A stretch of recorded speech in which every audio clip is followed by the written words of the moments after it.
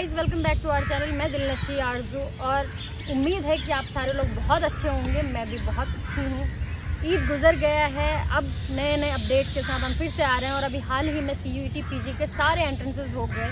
CUET PG को लेकर के बच्चे ये सोच रहे थे कि बहुत लेट एंट्रेंस होगा, सारे अपडेट्स लेट से आएंगे, बट इस बार CUET काफ़ी पेस में है और सारे एंट्रेंसेस ऑन टाइम हो रहे हैं।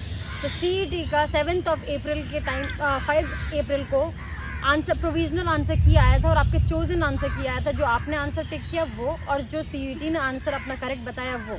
उनमें से कुछ क्वेश्चन थे जो ड्रॉप हुए थे, कुछ क्वेश्चन ऐसे थे जो आपको लग रहा था आपने गलत टिक किया, वहाँ सही था, या फिर कुछ ऐसे थे जो वहाँ सही था और आपके गलत थे। जो भी है, उन सारे के बाद 12 अप्रैल को फाइनल आंसर की आया था, जिसमें जितने भी क्वेश्चन ड्रॉप होने थे वो सारे ड्रॉप होकर के आपका फाइनल आंसर की बनकर आया।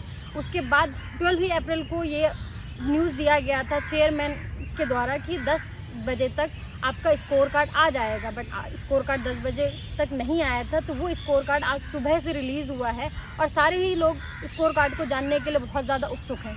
तो चलिए जानते हैं, आगे देखते हैं कि हम कैसे अपने स्कोर कार्ड को चेक कर सकते हैं, किन किन सब्जेक्ट में आपके कितने स्कोर हुए हैं, आपने जो कैलकुलेशन किया था वो कैलकुलेशन आपके फाइनल स्कोर कार्ड से मैच कर रहा है या नहीं कर रहा है, या अभी भी कोई डाउट है। क्योंकि बहुत सारे बच्चे ऐसे कह रहे हैं कि जिन्होंने ड्रॉप क्वेश्चंस में उनके मार्क्स और ऐड ऑन नहीं हुए हैं। तो सारी चीज़ों को जानने की कोशिश करेंगे कि आपका स्कोर कार्ड कैसे कैसे चेक किया जाएगा। तो जैसे कि आप देख सकते हैं मेरे सामने क्रोम खुला हुआ है। तो क्रोम में हमें सबसे ज़्यादा इतना ध्यान नहीं देना है कि हम समर्थ को सर्च करें या NTA को सर्च करें। सिंपली आपको CUET PG 2024 सर्च करना है और डायरेक्टली आपका आ जाएगा। आपको कुछ नहीं सर्च करना, समर्थ.in, NIC.in, NTA.in, कुछ भी नहीं। अभी थोड़ा टाइम लग रहा है, बट बी पेशेंट।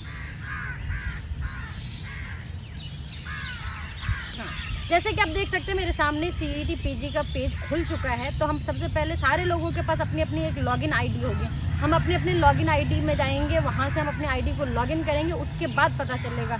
तो जैसे कैंडिडेट एक्टिविटी में मैं लॉगिन में जा रही हूँ। लॉगिन करने के बाद ही आपको नीचे देखेंगे कि मेरा ऑलरेडी यहाँ पे लॉगिन किया हुआ है, but if I log out it, यहाँ से मैं लॉग आउट करती हूँ उसको और फिर से मुझे साइन इन करने के लिए बोला जा रहा है। तो मैं साइन इन करूँगी और साइन इन करने के बाद आपके पास 3 ऑप्शन है, आप किस तरीके से अपने ID को लॉगिन कर सकते हैं। बहुत बच्चे पैनिक कर जाते हैं कि मैं कैसे लॉगिन करूँ, मेरी ID में ID याद नहीं है या पासवर्ड याद नहीं है। तो डायरेक्टली आप एप्लीकेशन नंबर और पासवर्ड से खोल सकते हैं, एप्लीकेशन नंबर और DOB से खोल सकते हैं, और आप अपने एडमिट कार्ड को तो पहले किसी भी तरीके से डाउनलोड कर सकते हैं। तो मैं एप्लीकेशन नंबर और पासवर्ड के साथ ओपन करूँगी। ये मेरा एप्लीकेशन नंबर का, ये पासवर्ड का, एंड कैप्चा कोड यहाँ पे गिवन है। हम वो कैप्चा कोड पुट कर देंगे 55355557। अगर ये कैप्चा कोड गलत होगा तो यहाँ नहीं आगे बढ़ेगा, बट ये सही है, ये आगे बढ़ चुका है। तो आप देख सकते हैं पेज खुल चुका है। पेज में सबसे पहले है download print conformation page, download print admit card and download print score card. इसी स्कोर कार्ड को जब आप फ़ोन में देखेंगे तो आपको स्कोर कार्ड नीचे की तरफ शो करेगा। यहाँ पे नीचे में भी सेम चीज़ शो कर रहा है, ऊपर में भी।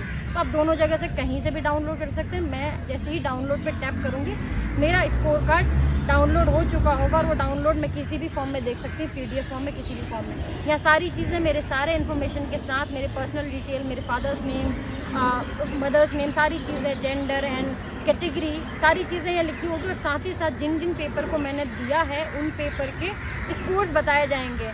जिस पेपर में आपके 2 सब्जेक्ट है, लाइक किसी में जिनके पॉलिटिकल साइंस के साथ अगर इंग्लिश है तो इंग्लिश का भी स्कोर वहाँ पे दिखाएगा, आपका पॉलिटिकल साइंस का भी दिखाएगा।